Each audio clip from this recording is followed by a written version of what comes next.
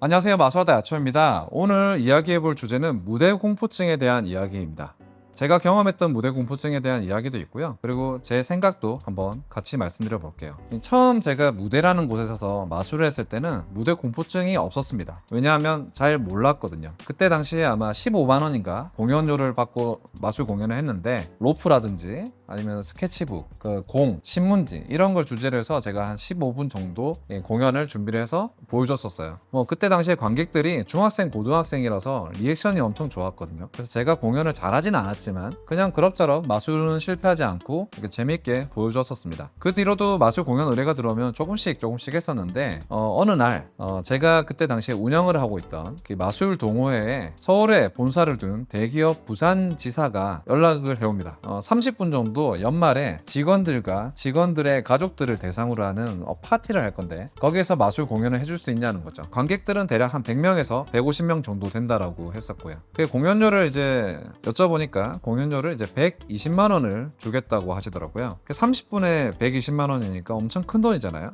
지금부터 거의 한 18년 전이기 때문에 지금 물가로 지금 그 금액을 생각해도 결코 적은 금액은 아닌데 당시에는 훨씬 더 크게 느껴졌던 것 같아요. 그 공연료를 받고 공연을 하기 위해서 열심히 연습을 했습니다. 그냥 이제 무대에서 정장을 입고 서기가 좀 그래서 연미복을 따로 이제 양복점에 맞췄어요. 그렇게 무대 공연을 준비해서 그날 공연을 했습니다. 열심히 연습을 하고 갔는데도 이상하게 긴장이 풀리지가 않고 막 떨리더라고요, 손이. 결국은 제가 그때 지팡이나 신문지 이런 걸 주제로 마술을 했었는데 하나씩 계속 작은 실수들이 반복이 되고 제가 긴장하는 게 이제 그대로 드러나 버린 그런 상태가 됐어요. 그나마 다행인 건 저 혼자 마술 공연을 했던 건 아니고 당시 팀원이 한 명이 더 있었는데 제가 실수를 한 부분을 이제 커버를 해주면서 다행히 이제 마술 공연은 마무리를 잘 했습니다. 그 공연이 끝나고 난 뒤에 저는 이제 마술 공연을 망쳤기 때문에 기분이 안 좋은 것도 있었고 그 마술 공연을 봤던 그 당시에 기대를 하고 봤던 그 직원분들과 가족들 그 아이들도 많이 있었거든요. 미안한 거예요. 이런 공연을 마술 공연이라고 보여줬으니 얼마나 실망했을까, 얼마나 아쉬웠을까. 그 생각 때문에 그 뒤로는 제가 마술 공연 의뢰가 들어와도 다 전부 다 거절을 했습니다. 성공적으로 보여줄 수 있는 사람이 마술을 해야 한다고 생각을 했어요. 어떤 관점에서 보면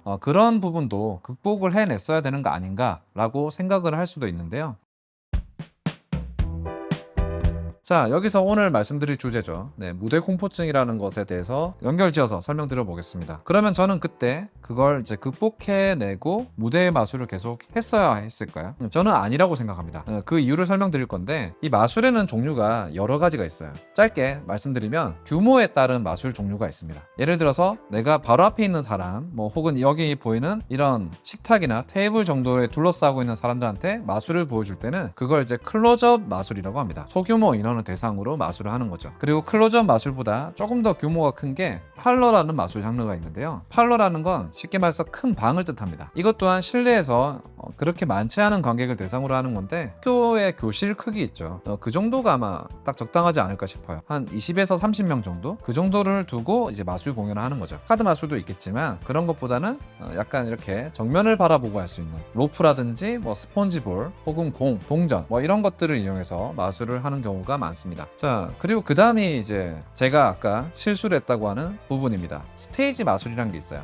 적어도 100명, 200명 이상의 어떤 대규모 관객들을 대상으로 하는 그런 마술입니다. 그리고 그보다 더 큰 규모로 가면 일루전이라고 해서 스테이지와 일루전의 차이는 스테이지 마술은 쉽게 말해 마술사의 손이 주가 되는 거고요. 손에서 뭔가 어떤 카드를 꺼낸다거나 공 색깔이 바뀐다거나 어떤 비둘기를 꺼낸다거나 이런 것들은 다 스테이지 매직에 들어가는 거고 마술사의 몸이 공중으로 떠오른다든지 미녀 조수를 이용해서 미녀 조수의 몸을 잘라서 다시 붙인다든지 그런 규모의 마술 이거는 이제 한 1000명, 2000명 되는 관객들도 볼 수가 있는 그런 마술 공연이죠. 규모에 따라서 클로즈업, 팔러, 스테이지 그리고 일루전까지 나누게 되는데 계속 즐겨했던 마술은 클로즈업이 아니면 팔러였던 거죠. 스테이지는 제 분야가 사실은 아니긴 했습니다. 가끔은 팔러랑 스테이지가 약간 겹쳐지는 부분도 있거든요. 스테이지에서 팔러 마술을 할 수도 있습니다. 마이크를 끼고 이렇게 하면 그런 것도 가능해요. 그래서 사람들이 기대하는 마술 공연이라고 하면 그 생각하는 기대치가 있잖아요. 꽃이 나온다든지 아니면 불을 이용한다든지 아니면 비둘기가 나온다든지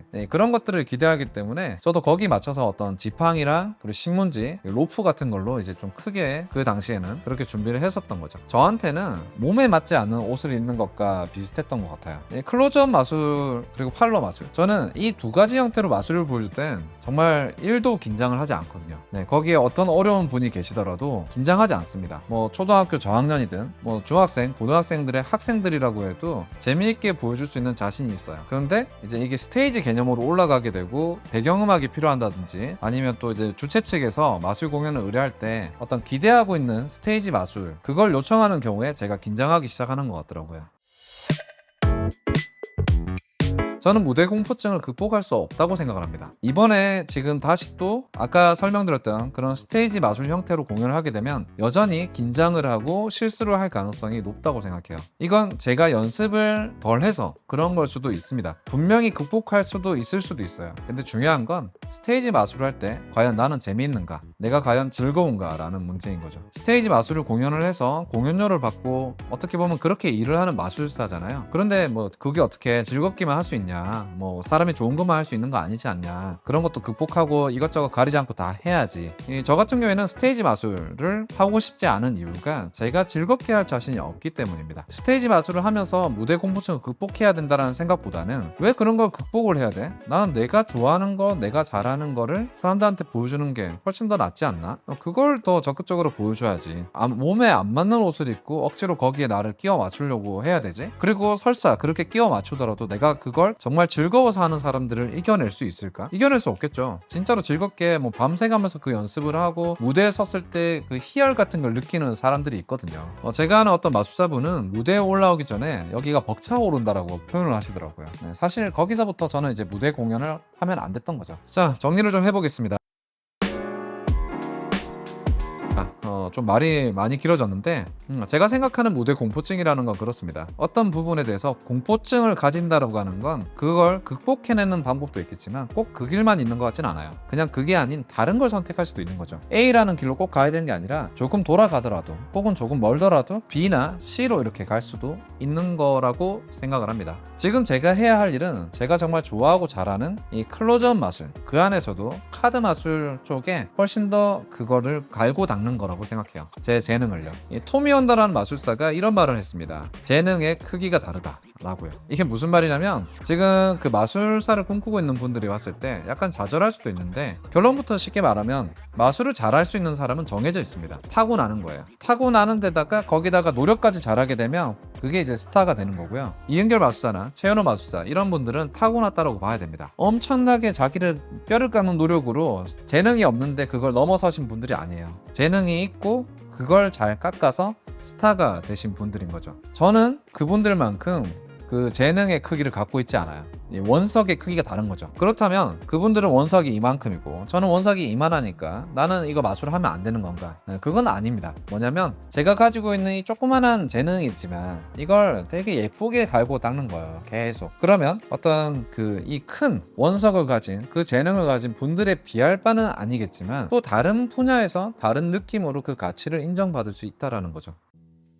무대 공포증이라는 말이 생기는 것 같으면 그걸 안 하는 게 맞다고 생각해요. 그냥 그게 어렵고 힘든데도 시간 가는 줄 모르고 계속해서 하게 되고 그리고 그걸 누군가한테 그 결과물을 보여주는 게 너무 재밌고 즐거우면 그걸 해 나가면 되는 거고요. 연습하는 과정도 지루하고 힘들고 어렵고 그리고 그걸 보여주는 것도 긴장이 되고 재미가 없고 어떤 실수를 하게 된다. 그러면 그 부분은 내려놓고 다른 쪽을 찾아보는 게 좋다라고 생각을 합니다. 뭐 무대 공포증에 대한 이야기를 이렇게 한번 정리를 해봤는데 좀 두서없이 말씀을 드린 것 같아서 조금 아쉽기도 하지만 아무튼 영상을 보시고 자신이 어떤 생각하는 의견이나 혹은 또 덧붙이고 싶으신 분들 있으시면 댓글로 남겨주시면 또 그거 보고 저도 약간 참고하겠습니다. 다음번 영상에 이 관련돼서도 또 추가로 한번 정리를 하고 그 다음 주제로 넘어가는 걸로 할게요. 이상 마술하다 야초였습니다. 감사합니다.